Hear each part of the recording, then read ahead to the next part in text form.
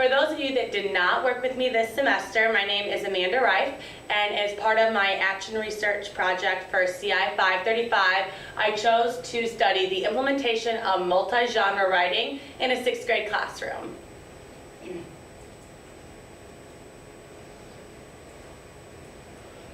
When looking at multi-genre writing, there were 2 areas that I was focusing on. The first was I was asking, does multi-genre writing research impact student engagement in the writing process? And whenever I say impact, I was looking for positive impacts, increasing student engagement in the overall writing. The second area that I was looking at for this study was, does students' overall ability levels to identify and use reliable resources also affected by multi-genre writing? So we'll look for that in the studies that I used.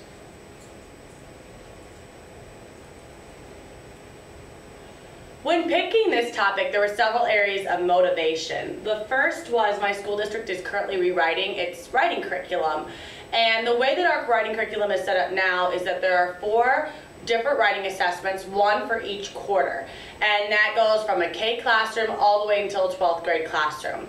There's not a lot of structure, and so our district is currently looking for new writing methods, new projects, ways to get students engaged and interested in the writing process, and to pull in different writing experiences, and multi-genre writing does that for students. Research is also an essential part of the Iowa Core, also known as the Common Core in most other states. Research focuses with the Iowa Core on both small and large writing assignments, as well as writing, reading, social studies across the curriculum. Also, another motivation for this topic was I had very low writing stamina among my students.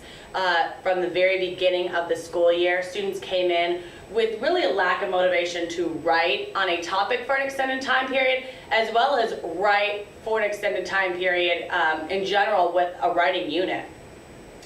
And lack of motivation towards the writing process also included students' attitudes.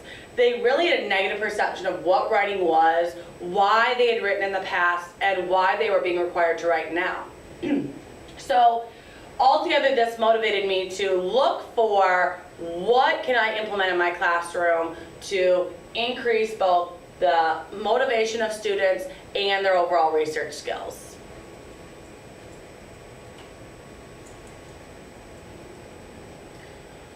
Tony Romano is really the forefather or the pioneer of multi-genre writing. He is the person who really came up with this idea 20 years ago.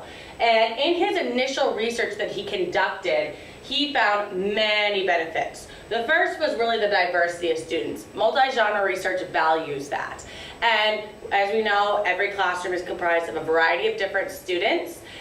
We have low, medium, high ability levels, interest levels vary, and multi-genre research really allows students to be their own person and write on what interests them. It allows students to step away from the beaten path and take risks, which is something that's great, especially for our higher level writers that maybe aren't always challenged the way that they need to be. Multi-genre research really allows them to step out of their comfort zone or step out of the box and create something unique that they're truly proud of and that truly got those higher level thinking skills involved.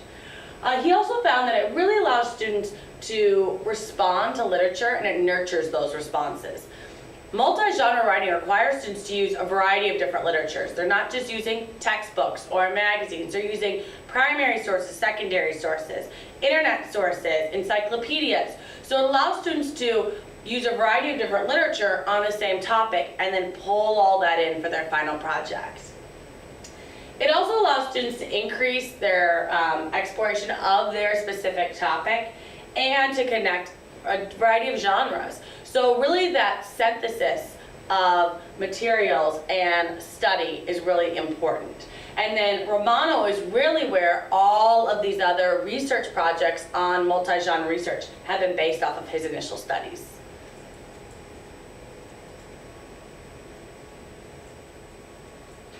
Throughout each of the studies that I looked at, there were 4 main traits that were similar. And those are the 4 main traits that you need to include when implementing a multi-genre research project in the classroom.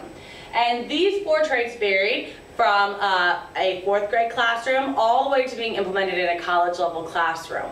But obviously the rigor and the relevance of each stage varies depending on the grade level. So the first part of incorporating a multi-genre research project that I determined from my research was that you have to let students choose a topic that is of interest to them. That is the absolute key to this project. If students do not have ownership over what they are doing, that motivation really falls back. You also have to provide students with a thought-provoking question, and this is something that initially gets students' mind going on maybe a topic that is of interest to them, or it also serves as a guide for students throughout the unit. So they can always reflect back on this question, see where they're at, and then see where they're going in the writing process. And this also really guides students whenever they get to that research step, which is right next. The research step is really important, and I know as a teacher that's one of the most difficult things to find in the day. It's just a time where students have time to sit down and conduct research. And that is that 3rd step. And really that's critical. Students need time, at least 30, 45 minutes a day, to really dive in and be one with their thoughts and take notes and really dig deeper on their topic. And then that 4th stage is where they are sharing their story in a meaningful way. They're going to compile the different genres that they were required to complete, and they share that, whether it is in a presentation, in a final product that they turn in. Several different sources that I looked at used endnotes as a way to do this as well. So although they obviously, the rigor and relevance, like I said, vary depending on the grade level, throughout the research that I studied and I really analyzed, these are the 4 main steps.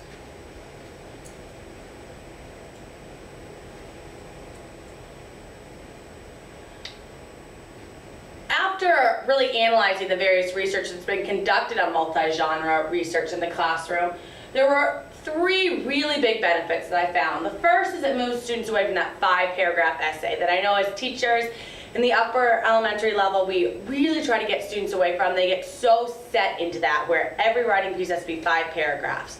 That's not necessarily true, and it really doesn't bump up the rigor for students.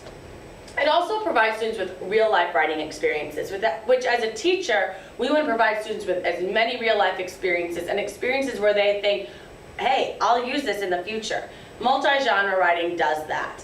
And you can see that where students write things like letters or write an official document. And those are things that they would write in their real life. And it also allows students to apply the research skills that they need later in life, in high school, in college, but it also allows them to do this and to create a project with unity. And that whole unity piece is probably one of the most challenging pieces for students, but it really pulls in the higher level thinking skills and really helps students to analyze what they've created and gives them a guide for where they want to go for this final project.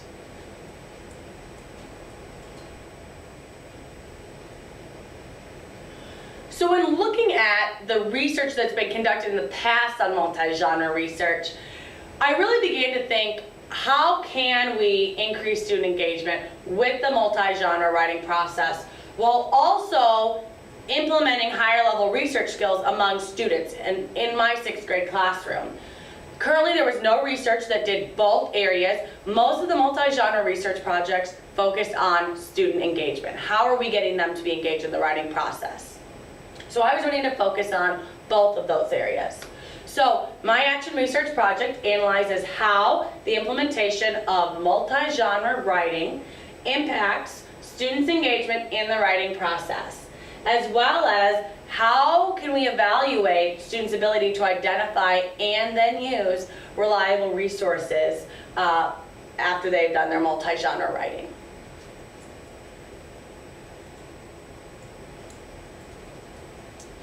So within my study, I conducted it in my elementary school. It's a K through 6 building. It is located in southeastern Iowa. I teach 6th grade, as I said earlier, and our school is only 2 years old, so we've had a lot of movement. A lot of new students are coming in from other states. And in my classroom, I have 8 girls and 13 boys. And our ethnicity includes white, African American, and Indian students.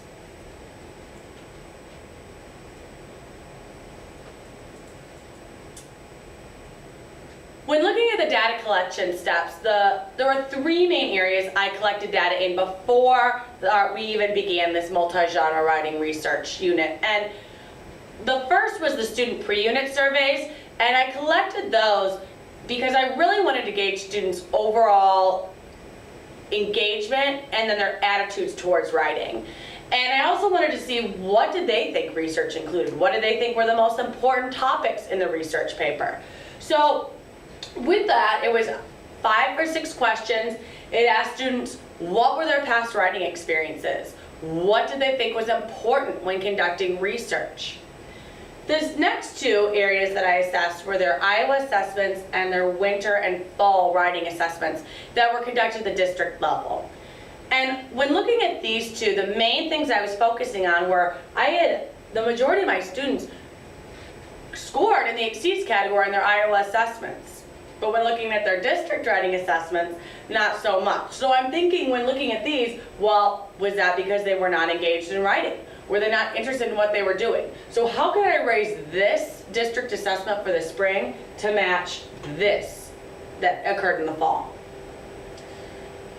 The data collection that I conducted during the unit consists of 2 areas. The first was a learning log, which you're going to see on the next slide. And this learning log was a place where students could document their work every single day. Each student was given a folder with a stack of papers and was given an outline of what they needed to include. It was a great feature because it allowed me to really see what students had completed that day, where they were going at the next day, and it gave them a guide for what they needed to accomplish to stay on time with this project. And the other great thing about the learning log is it really allowed me and the students to use it as a guide whenever we had our one-on-one meetings. The next were the teacher observation notes, and those were something that I conducted on a daily basis. I would just walk around the room for 15 minutes throughout the class period while they were doing their research or they were in the middle of the writing process. And I would just observe what students were doing. Were they engaged? Were they on task? Things such as if they were working together as a group, was the group focused? How were they sharing resources? Were they using our Edmodo backpack to store their reliable sources? Were they creating a works cited page? What was really the steps or the process that each unique student was going through at that time?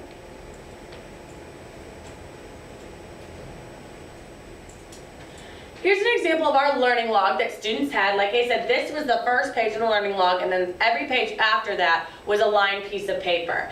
And really, the main focus is, what work did they complete that day, and what was their plan for the next day?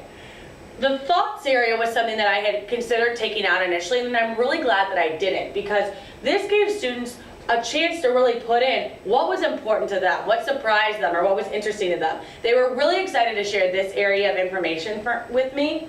And one of the unique things that I noticed throughout almost my entire class was that through the research process, they made a personal connection to a real story through a primary source that they discovered on World War II on their specific topic. And so they were able to share this primary source or this story in this area, and then this really guided the story that they told for their final multi-genre writing project. This is an example of what my students' Edmodo backpacks look like. Edmodo is a great source. It's basically a Facebook for a class, and it's all teacher controlled. Students can sign in or sign into a group, and so we created a World War II group for our students since that was their overarching topic of the multi-genre research projects. And what was great about this is there's a backpack feature in this folder or on this website, and so students are able to actually upload the link that they are using from their reliable source, or upload a link from Amazon.com that shows a book that they've used, and now all of their sources are in one place. They're not printing out 30 pieces of paper that they're going to throw away or that they might lose, and it's all there. So whenever they want to go back to a source and look at it for more information, it's right here. Whenever they want to go back and cite their sources for their endnotes or for their works cited page at the end of their project, it's right here. So this was a great feature. You can see this student right here had 9 sources of reliability that he put into his backpack, and there's even a few more that you can't see down here at the bottom. So this was something that students really, really liked and was a great resource that helped them. And they said this was probably one of the key parts with the multi-genre writing as far as keeping them on task with their research.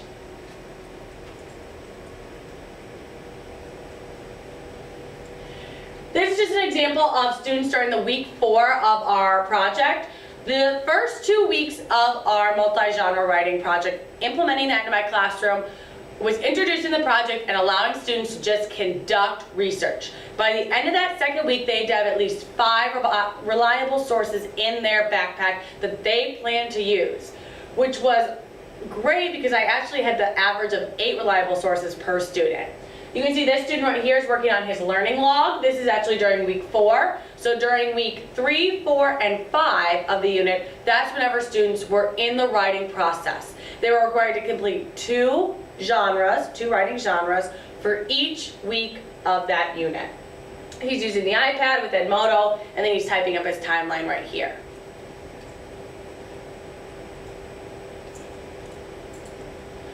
The post-unit data collection methods, this was collected primarily during the 6th week of the unit. That was the week where students presented on that Monday and Tuesday. After students had presented their final project, I conducted a post-unit survey. These questions were very similar to the questions students were answered in the very beginning of the unit, but it asked them, were they still interested in their topic? If so, why? What did they learn about the research project? Did their perception of writing change over this time period? Parent post-unit surveys were really given to see if students were talking about their projects at home. Were they excited? Were they sharing information? Were they writing at home? I wanted to see if students were more engaged at home, possibly than they had been in the past, and if parents had noticed that.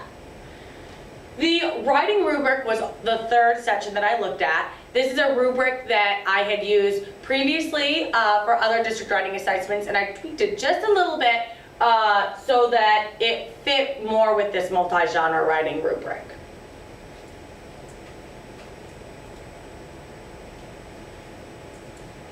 This is a couple of our presentations that they had during that 6th week. Students are required to present their multi-genre writing project in a unique way, tell their story. So these are 2 of my students. This student right here actually conducted his on the Manhattan Project, and he portrayed the role of Enrico Fermi, who was a physicist. And so within his presentation, he dressed up and he pulled out his different genres, and he really brought to life that topic.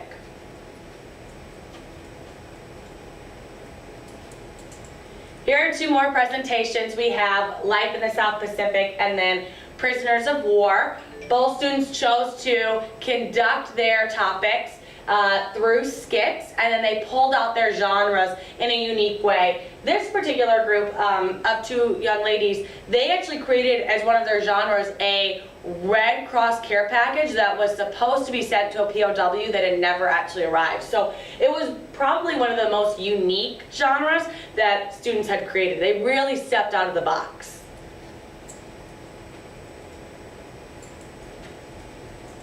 So when looking at my district writing scores prior to implementation of the multi-genre writing, this is from the fall writing scores.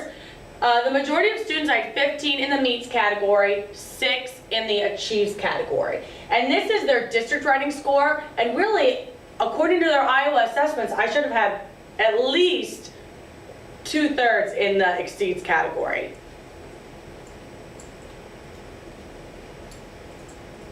Now when I compare that to after implementing the multi-genre writing project, it was a huge jump.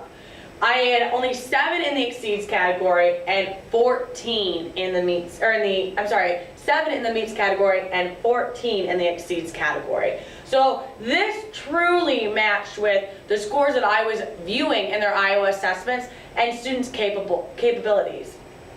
The other thing I wanted to note with this is that all 14 students that scored in the exceeds category are not necessarily exceptional writers. However, those students are very hard workers. And so I would say the majority of students here achieved this score because they were truly engaged in that process and they really worked hard to get a final product that they were proud of.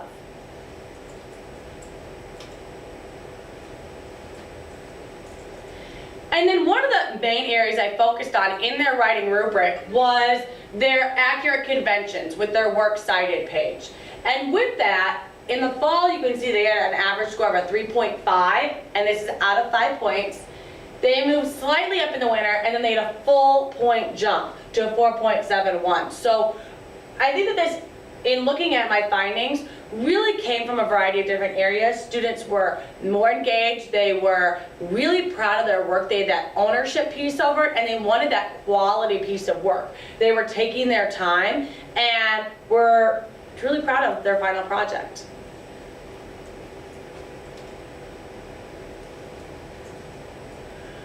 The four main observation notes that I had taken were that students increased their engagement significantly. Very rarely did I have to redirect students, especially with all of my boys. Redirection happens quite a bit, and that did not happen. In fact, one of my students that constantly needs redirection was one of the first ones to finish his project and had a quality project. I was also able to conduct one-on-one meetings, which I loved with students because it really helped me to differentiate and meet the needs of individual students in the overall project, and I was able to do that on a daily basis. I also was able to, by using Edmodo and looking at what they had done, document a huge increase in the amount of items that students had cited. In the fall assessment, students only cited 2 reliable resources. This spring, the average was 8 reliable resources per student. So that was a huge growth.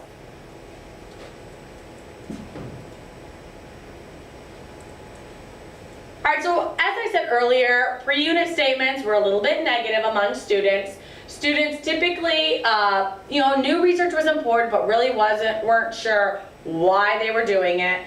In fact, only 7 students indicated that reliable resources were actually an important part of the writing process. And when comparing this to the 12 students who indicated that reliable resources were an essential part after the study. So that grew by an additional 5 students.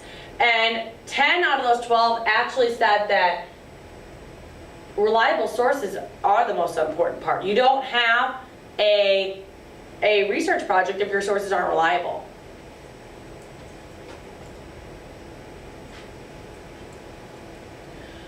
I thought this quote was interesting. This is actually what one of the students wrote on her post-survey. She learned how to organize and save her paper to Edmodo, and she also said that she learned the difference between .org, .gov, .edu, and how to differentiate between those sources and what is the most reliable, maybe what is questionable.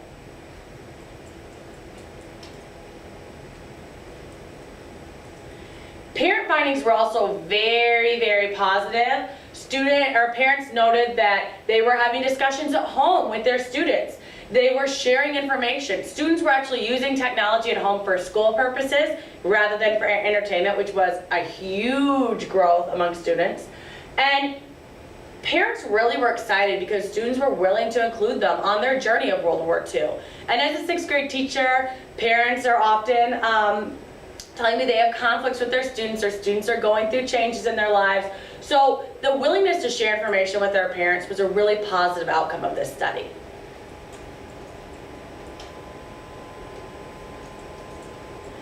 A few of the lessons that I learned is that quality is better than quantity. Initially for this project, students were required to complete 8 genres. Quickly we realized that that was just not realistic in our time given. Quality is often obviously better than quality, so we bumped that down to 6.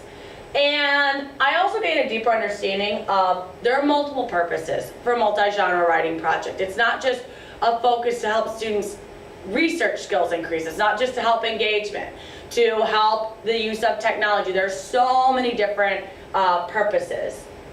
And then I also observed that students enjoy the writing process when they have ownership. That ownership piece is key. When students call a project their own, they really go with it and take pride in presenting their final product.